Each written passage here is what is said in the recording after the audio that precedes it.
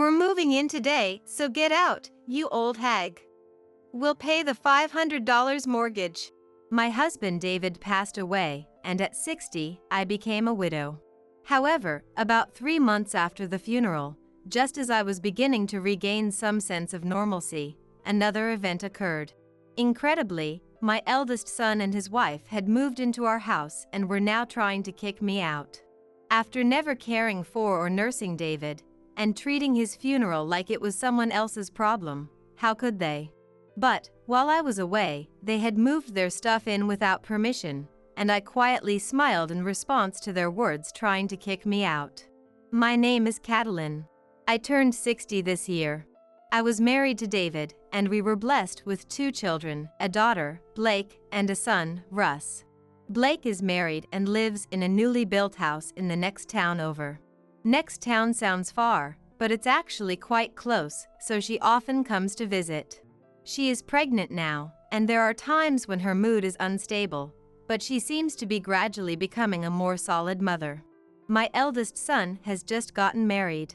He lives in an apartment in the same town with his wife, Candace.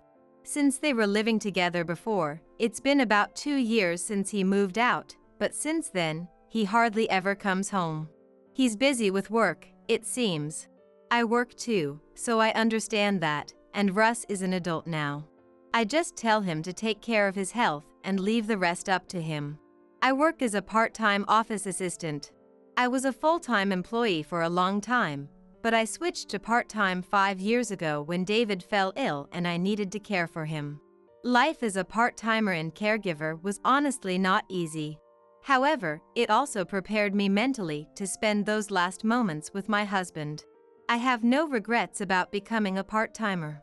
After living together, my eldest son got married a few months ago, and last month they held their wedding.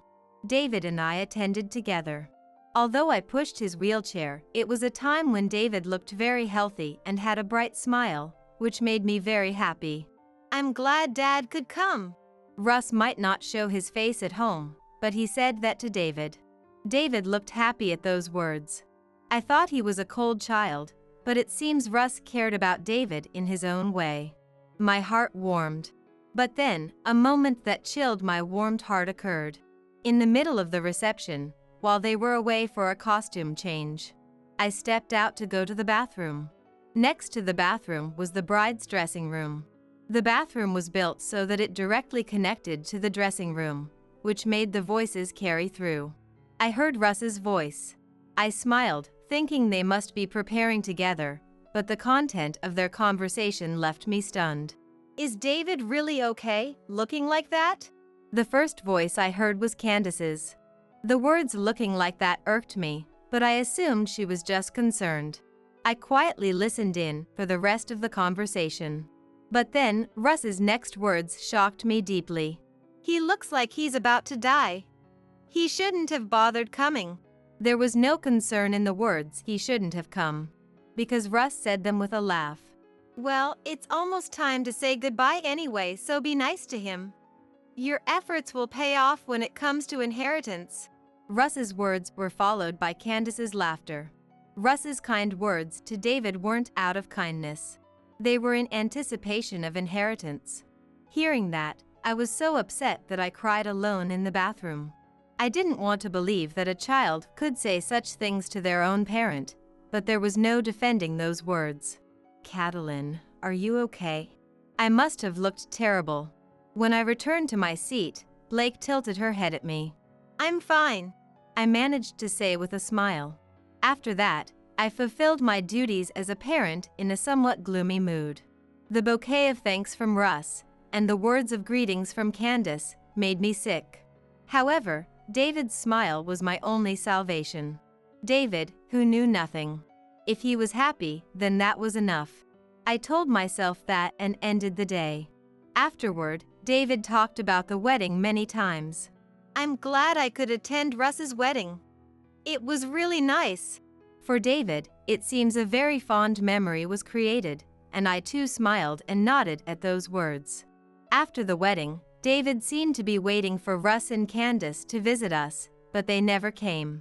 No matter how many times I invited them, They insisted they were too busy with work. If that's the case, it can't be helped.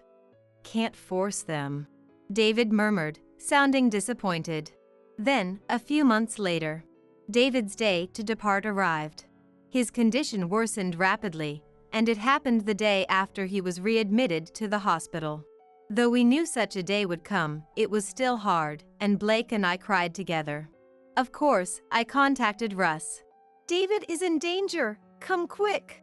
But Russ, who didn't show up, might have been rushing over. Thinking I had to inform him that David had passed, I called again to share the news. "Is that so? Then, let me know the time and place of the funeral once you decide." Russ's words felt cold. I couldn't help but become angry. "Once we decide? Such things should be discussed and decided as family. Even so, I can't leave work, just decide with sis, anywhere is fine," Russ said coldly, not showing any intention to share in the grief or anger. It seemed he had no intention of leaving work to come. How could he be so heartless? But I had no energy to argue. Russ must have been waiting for this day, so I thought anything I said would be in vain. In the end, worn out both physically and mentally, I handled all the arrangements myself. I told pregnant Blake to go home once. I returned to the quiet house with David. But the house was different, with funeral directors coming and going. Blake, concerned about me, brought dinner over with her husband that night. Meanwhile, Russ and Candace did not show up at our house, and the night went on. The next morning, we began preparations and moved to the funeral home for the wake. Me, Blake, and Blake's husband. As we were busy with the funeral staff and greeting relatives and my husband's company associates, Russ and his wife showed up much later than other mourners, barely on time. Though they wore sad faces, their words and feelings didn't match. Indeed, peering into my husband's coffin, they whispered to each other with smiles, and I looked away. Candace had hardly visited for care or condolences, only meeting my husband at greetings and the wedding. It's one thing if they lived far away, but they lived nearby. It's impossible for Candace to feel sadness. Even Russ, his own son, didn't seem to mourn. But at least David is free from pain now. And at the meal after the wake, Russ blandly said to the relatives, "Yeah, he really hung in there. My father was something to be proud of." Trying to appear good in front of relatives, Russ's behavior even made Blake look suspicious. "Look who's talking. He hardly ever visited." Even Blake, unaware of the wedding incident, muttered beside me. I completely agreed, but as a mother, I had to keep up appearances. "Don't say that," I whispered quietly. Then Candace approached us as we sat tiredly to one side. "Blake, should you even be here, being pregnant and all?" Candace's words were impolite and lacked empathy. "What do you mean? Are you telling me not to attend my parents' funeral?" Blake, feeling distrustful towards Russ, responded somewhat sharply to Candace. Then Candace laughed dismissively at Blake. "Well, pregnant women usually don't come, right? I was just wondering if you were that eager for the inheritance." "Huh?" Blake's anger was justified. I was stunned by those words too. "Don't be so mad, it was just a joke." Candace chuckled. Blake was red with anger, her eyes welling up. I couldn't stay silent. Trying to contain my anger, I cleared my throat and said to Candace, "It's true that pregnant women attending such events can draw comments. But Blake is carrying a mirror as a charm in her belly. And unlike you, Blake came here with a pure heart to send David off. It's not for others to comment on that feeling." My words might have been strong, because before we knew it, we had attracted attention. Blake seemed relieved that I defended her, but Russ showed his displeasure at my words. "Hey, what are you two saying to Candace? Huh?" "It's not that bad. All she did was ask if it's okay for a pregnant woman to be here." Taking advantage of the attention, Candace began to feign crying. Now, Catalin. Let's leave it at that. I know it's sad that David passed, but you shouldn't take it out on Russ's wife. It seemed like everyone had only heard my side. Candace's earlier cruel remark was ignored, and Blake and I were unjustly blamed. Blake tried to retort, but I stopped her, not wanting to escalate the situation. "You're right. Sorry. I'm going to get some fresh air." And with that, I fled the scene. This incident made me feel ostracized by the relatives at the funeral the next day. Meanwhile, Candace, who garnered sympathy, sat with the family with a defiant attitude. However, the funeral ended without any major trouble. This event made me decide to keep my distance from my eldest son and his wife in the future. Enough of going through such experiences. After things settled down a bit and I started to regain my normal life, I went shopping with Blake to prepare for her childbirth. Now that my husband had passed, Blake's childbirth was my greatest joy. Since we live in the countryside, we planned to drive a bit farther to a shopping center. When I said I would buy everything for the baby as a gift, Blake was hesitant, but "David would have wanted to do this," I said, and Blake gratefully accepted. We left in the morning, shopped, had lunch, and I dropped Blake off at her home in the evening. We managed to get everything we needed, like a stroller and a baby carrier. I couldn't wait for the birth. "All right, Mom. I'm going home now.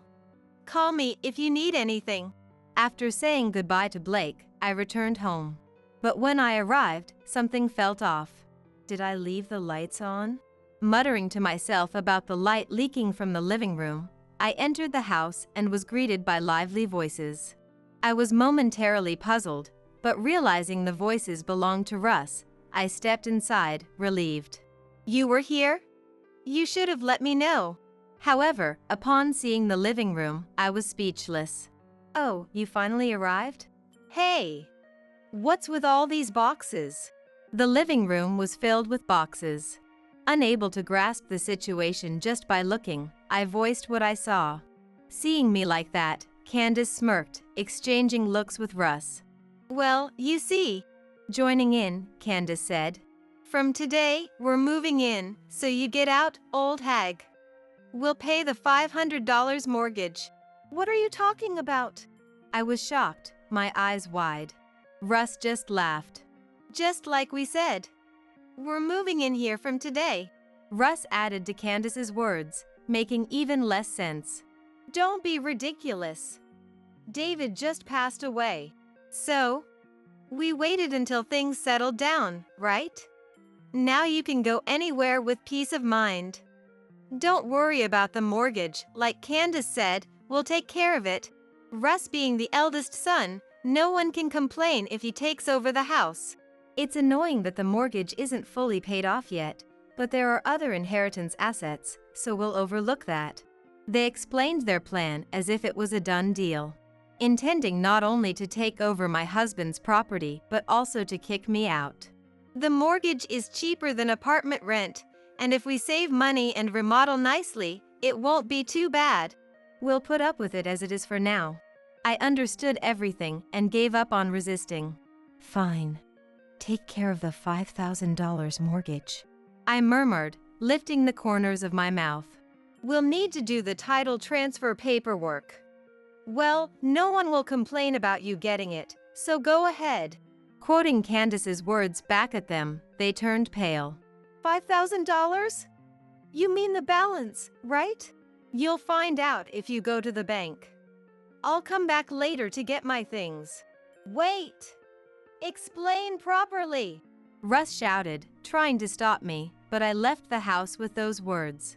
Not wanting to worry Blake, I stayed at the only hotel in town that night. The next day, I contacted the bank immediately. I received the paperwork for the title change and headed back home. There, Russ seemed to have been eagerly waiting for my return, bombarding me with questions as soon as he saw me. "Hey, you haven't explained enough. What's this $5,000 mortgage about?" "That's the balance, right?" "Russ, calm down. Catalin, don't just stand there, explain properly." Candace seemed to have been trying to calm an agitated Russ all this time. "Russ seems anxious and can't do anything. Russ was too anxious to do anything after hearing the news from me yesterday. He hadn't slept, evident from the severe bags under his eyes. With an unaffected demeanor, I told them, "The repayment schedule should be in there too. Take a look."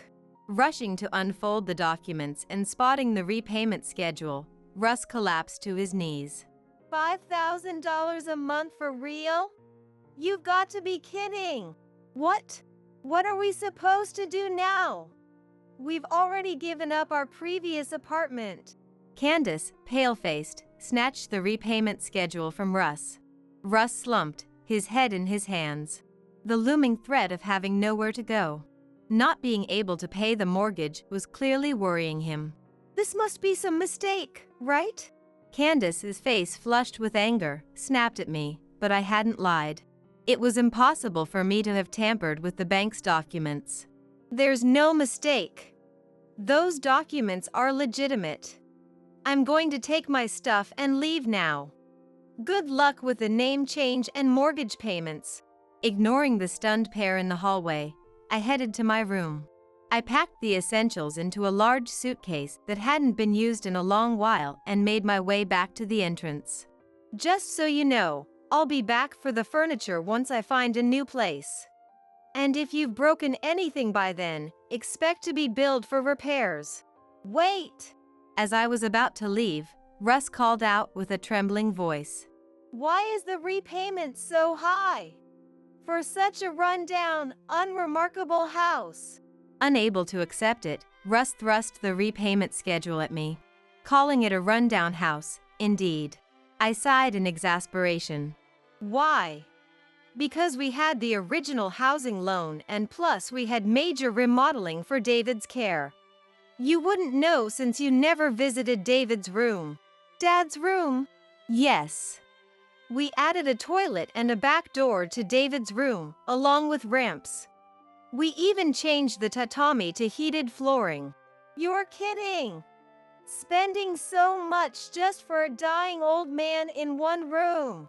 Cutting me off, Russ yelled. I just stared at him, unblinking. "What's with that look?" Probably realizing arguing was futile, I just smiled broadly.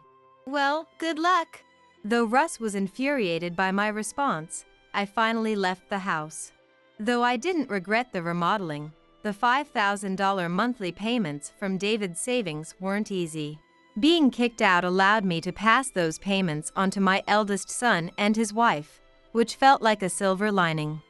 While searching for a new home, I stayed in a hotel, enjoying a sort of vacation spirit, thanks to taking a long break from work. My coworkers told me to take it easy after everything with David. It's a great workplace. 3 days after leaving, Blake contacted me in a panic. "Mom, where are you? Russ is looking for you," Blake said to me in a panic. I had received several calls from Russ, but knowing what he wanted, I ignored them. He must be desperately searching for me. I was about to get in touch. Sorry about that. "What happened?" Blake sounded alarmed. So I calmly started to explain. "Well, you see, I got kicked out by Russ and his wife. They told me to leave, so I did." I laughed as I said this, but Blake seemed confused. That made sense. Considering I had been evicted, my tone was surprisingly cheerful. With the burden of the loan and homeownership gone, I felt unexpectedly light. "I'm at a hotel right now. I'm thinking about moving into a senior living facility. There are some nice ones with pools and gyms, almost like hotels.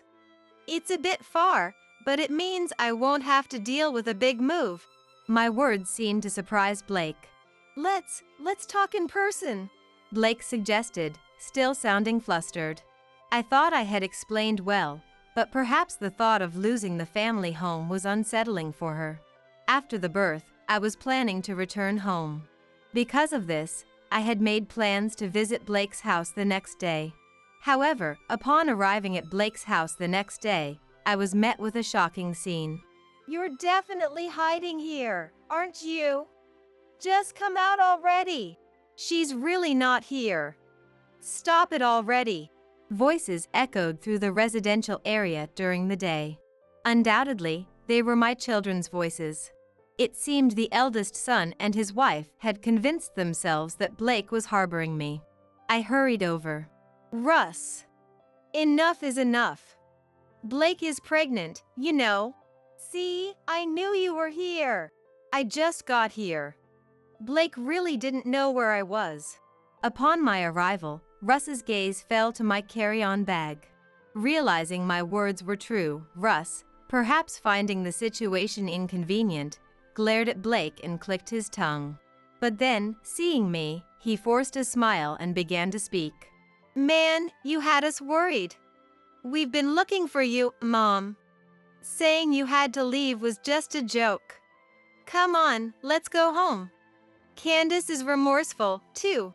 Candace, standing next to Russ, looked at me with a gloomy face and muttered softly, I'm sorry. I really wanted to live with you, Catalin. See? That's what she's saying. How insincere. I sighed deeply, not missing the slight displeasure on the faces of my son and his wife. I know what you two are really like, and I see through your plans. I won't pay the mortgage anymore. I won't live with you either. Don't say that. As the eldest son, I have a duty to take care of my parents. Don't mock me. You didn't even visit David. If you can't pay the mortgage, then sell the house. Do as you please. I exploded in anger, pushing Russ away. This was the first time Russ had seen me so furious. He was at a loss for words. Candace could do nothing but look bewildered, unable to make any rebuttal. Let's talk inside at least, not here at the entrance. At Blake's suggestion, we entered her house. Though I felt bad for involving her, the son and his wife who reluctantly followed seemed still unconvinced. I know what you thought of David. I heard your conversation during the wedding dress change. All you want is money, right? At my words, Russ turned pale. That wasn't my intention. He didn't know I had overheard their conversation. Trying to dodge the issue, his eyes darted around, but it was too late. We fell into silence. That's when the doorbell rang. It seemed there was a visitor, so Blake excused herself to answer it. I thought we should talk about the inheritance. It's good that both Blake and Russ are here. Let's discuss it today. As I was saying this, Blake returned to the living room with a guest. A stranger to me, but the man, with a lawyer's badge shining on his left chest, made us all widen our eyes. Sorry to interrupt. I'm Lawyer Greg. I've tried visiting your home several times, but you were never there. I came to visit Mrs. Blake's home. You're David's family, aren't you? It seemed he had learned I was here from Blake at the door. Lawyer Greg looked at me and asked, yes, I'm David's wife, Catalin. Actually, David entrusted me with a will. He asked me to convey it to his family once things settled down, so I hurried to contact you. Since you're about to discuss inheritance, I'll join you. Lawyer Greg smiled warmly. Blake and I were taken aback. A will? We had no idea he had prepared such a thing. Russ and Candace's eyes lit up at the mention of inheritance. David hadn't known his eldest son and wife's true nature. Maybe it says everything should be divided equally. While it might not be something I'd easily accept, if it was David's wish, then perhaps it must be respected. I waited for the lawyer to begin reading the will. The lawyer read the will slowly. First, cash, securities, and other assets are intended for the wife, Catalin, for her retirement. And for the eldest daughter, Blake, for childbirth expenses and child-rearing costs. What about me? All else is to be passed on to Russ. Lawyer Greg said, smiling. All else? David had everything neatly arranged. What remains is just cash, stocks, and the house itself. Greg said, causing Russ and Candace to exchange glances. I had thought I'd be relieved to get rid of the mortgage and the house, thinking David had intended to leave the house to Russ without knowing anything. I almost felt sorry for David at the thought, but then Mr. Morey spoke again. However, for Russ to inherit the house, He must take over the remaining $100,000 mortgage currently under Catalin's name. Huh? Blake and I looked up, while Russ and Candace were open-mouthed in shock. David wished for Catalin, who cared for him, and Blake, who frequently visited, to use this money to find happiness. He thought it better for Russ to take over the remaining mortgage and inherit the house than to build a new one. Wait, I can't afford $5,000 a month. If you're concerned about that, I believe you can negotiate a change in the repayment conditions, Greg said, smiling, opposite to Russ's pale face. We have to pay a mortgage for that old people home-like house full of modifications without being able to build a house we like? Candace turned pale as she spoke. I thought it rude to call it modifications, but seeing their desperate faces, I couldn't help but feel satisfied, not wanting to say anything more. That was David's wish. So, we get nothing? As I explained earlier. Candace alone seemed flustered, repeatedly asking Greg the same questions. Next to her, Russ looked utterly defeated. Greg, true to his profession as a lawyer, responded with a smile, unflustered. Watching this, I couldn't help but smile, finally freed from Russ and his schemes. Candace later complained to Russ, I can't see a future of happiness living in such a rundown house, and left the house. Their marriage, started from cohabitation, seemed to end as out of money, out of love. Candace could not stand being with Russ. A house so far from her dreams and burdened with debt. Russ appears to be living alone in that house, paying off the reduced mortgage. I finished applying for a senior living home. I'm looking forward to living in a housing complex that's like a hotel, with a pool and a gym. However, the entry requirement is being 70 years old. I'm not of age yet and was wondering what to do when Blake suggested we live together. Our child would be happy to have Grandma living with us, she said, stroking her large belly, making me smile. Maybe when I turn 70, I won't want to be away from my grandchildren and might cancel the senior housing. The future is uncertain. But as David hoped, I want to continue living without despair in a world without him, searching for my happiness.